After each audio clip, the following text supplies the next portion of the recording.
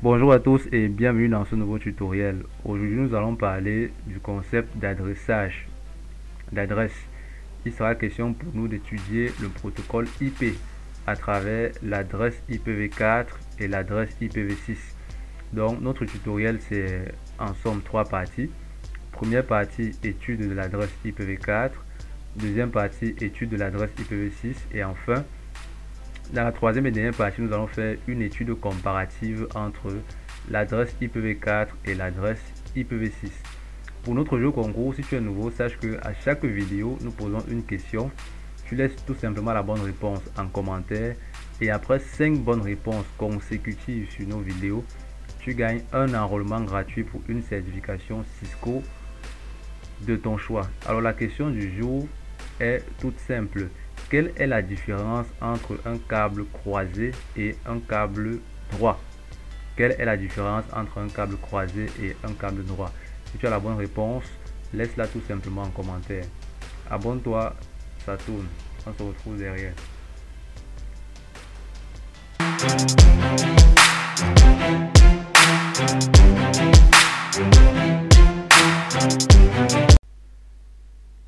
Bienvenue sur ce tutoriel qui porte sur l'adressage IPv4 et l'adressage IPv6.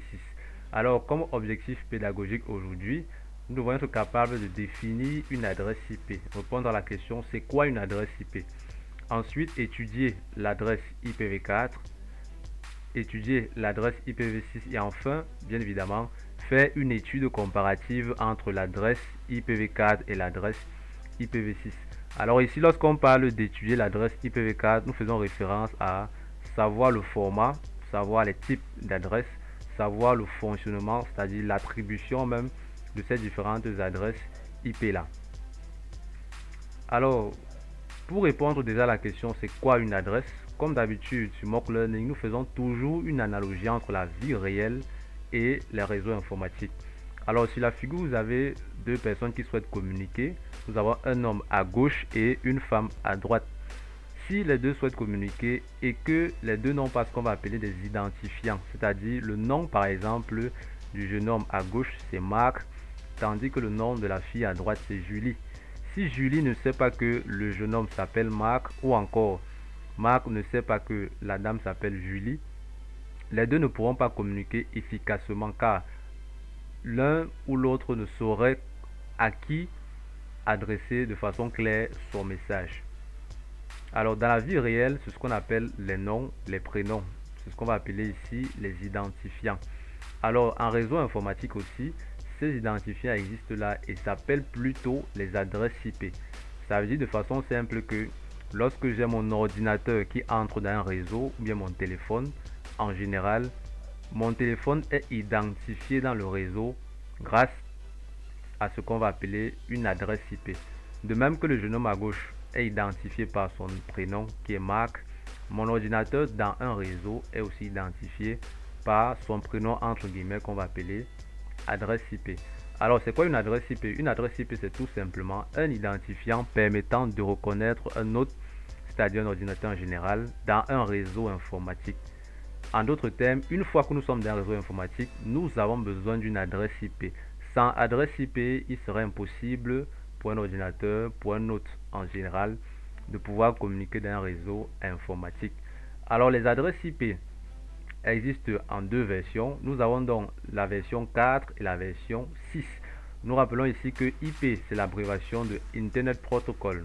Nous avons vu dans la vidéo précédente le modèle TCP/IP et le modèle OSI et nous avons bien clarifié que à la couche internet de TCP/IP ou encore à la couche réseau du modèle OSI, on devait ajouter un en-tête IP, c'est-à-dire l'en-tête du protocole IP. IP qui est le protocole de base de communication dans les réseaux informatiques. Donc une adresse IP aura aussi deux versions puisque IP a deux versions. Nous aurons une adresse IP version 4 qui est l'ancienne et une adresse IPv6.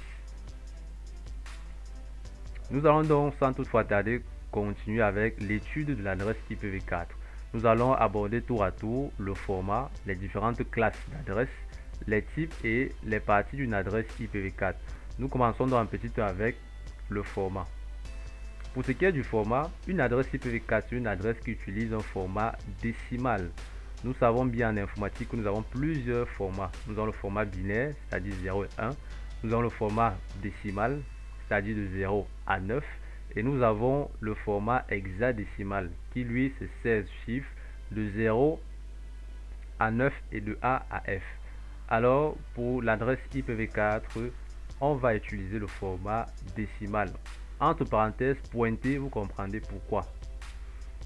Ensuite, l'adresse IPv4, c'est une adresse qui va tenir sur 32 bits. En informatique, 4 bits. 8 bits, pardon, c'est un octet. Donc, comme on a 32 bits en IPv4, l'adresse tiendra donc sur 4 octets. Et en fait, chacun de ces 4 octets sera séparé de l'autre par un point. Voilà pourquoi on parle en général de format décimal pointé. Et quelles sont les valeurs que pourront prendre un octet? Puisque un octet c'est 8 bits et que un octet peut aller de maximum de tous les bits à 0 à tous les bits à 1, puisque la valeur minimale d'un octet est de 0 et que la valeur maximale d'un octet est de 255, c'est-à-dire si vous mettez tous les bits d'un octet à 1, vous obtenez 255. Nous disons donc que l'adresse IPv4, chaque octet va aller de 0 au minimum à 255 au maximum. Donc c'est déjà un critère de reconnaissance, n'est-ce pas, d'une adresse IPv4 dans le futur. En illustration, nous avons donc ceci. Vous avez donc une suite. On a x.x.x.x. Ici, il faut noter tout simplement que chaque x représente un octet, c'est-à-dire une suite de 8 bits. Et nous pouvons donc écrire cette suite d'octets cette fois en binaire, comme vous voyez en bas. 32 bits. Ou ici, donc, chaque b représente plutôt un bit. Donc, nous allons écrire x.x.x.x ou alors la suite de b. C'est la même adresse. On peut écrire l'adresse en décimal ou en binaire. Le tout, c'est qu'elle doit tenir sur 32 bits, sur 4 octets, et que chaque octet n'excède pas 255 comme valeur. Alors, de ce principe, nous obtenons donc l'adresse minimale IPv4, c'est-à-dire tous les bits à 0. On obtient donc 0.0.0.0 et l'adresse IPv4 maximale, c'est-à-dire on va mettre tous les bits à 1. On revient en décimale et on obtient donc 255.255.255.255 ou on met l'adresse en binaire et on met donc tous les bits à 0 comme vous le voyez ou tous les bits à 1. Le cas de gauche est valable sauf que c'est l'adresse en décimale. Le cas de droite est aussi valable sauf que c'est l'adresse mais cette fois sous format binaire. Alors on aura donc un petit quiz. Parmi les adresses ci-dessous, soyez attentifs, lesquelles sont des adresses IPv4. Nous avons 4 propositions. Le A c'est 10,10,10.10. Le B c'est 200.150.200.150. Le C 10.192.256.100. Et enfin le D 172.16.14.15.16. Nous avons dans notre quiz avec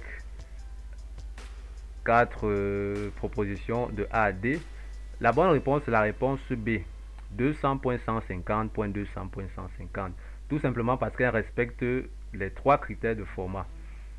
On a bien 4 octets. Chaque octet est séparé de l'autre par un point. Et chaque octet n'excède pas 255. La réponse A est fausse parce qu'il y a des virgules. La réponse C est fausse parce qu'on a un octet qui a 256. On voit bien que ça excède 255. Donc on n'a pas respecté le format à ce niveau. Et la réponse D, quant à elle, a plutôt 5 octets au lieu de 4. Donc il faudrait être très attentif sur ces différents formats d'adresse IPv4 là. Donc à ce niveau de la vidéo, vous pouvez déjà reconnaître une adresse IPv4 si elle est bien écrite ou pas. C'est tout pour ce tutoriel sur la première partie de l'adressage IPv4. Rendez-vous dans la prochaine vidéo pour la partie 2. Abonne-toi, like et partage la vidéo.